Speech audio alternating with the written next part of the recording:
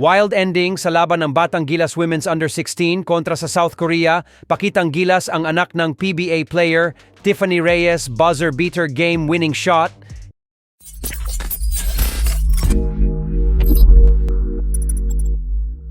Heto na nga ang pangatong laro ng Batang Gilas Women's natin dito sa FIBA Under-16 Women's Asia Cup, kung saan maglalaban ang South Korea at Pilipinas.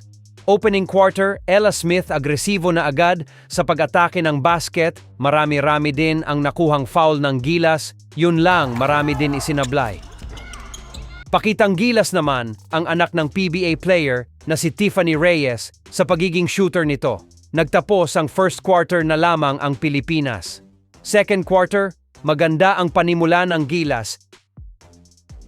Pero 8-minute mark, unti-unti nang bumabawi ang Korea.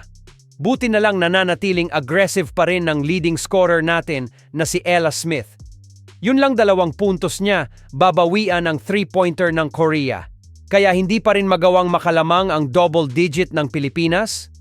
Ella Smith, hindi magawang mapigilan kapag nakabuelo na sa transition.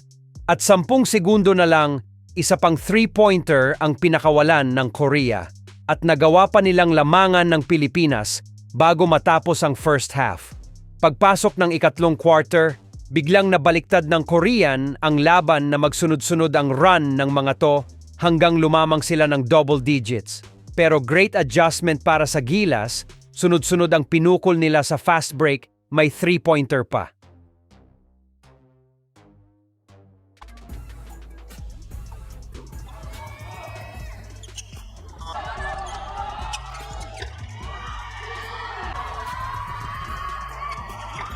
Pagdating ng ika-4 na quarter, naibalik ng Gilas ang kalamangan, nanatili ang kalamangan sa Gilas hanggang 4 na minuto.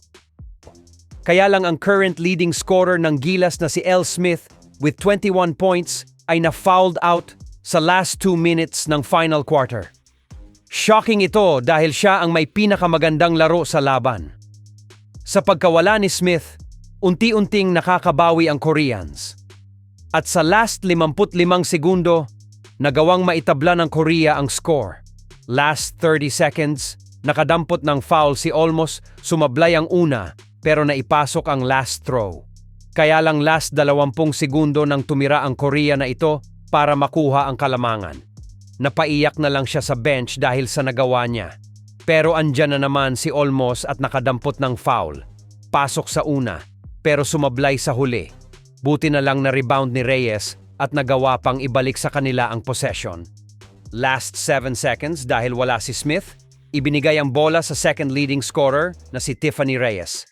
At Tiffany Reyes for the win buzzer beater game winning shot.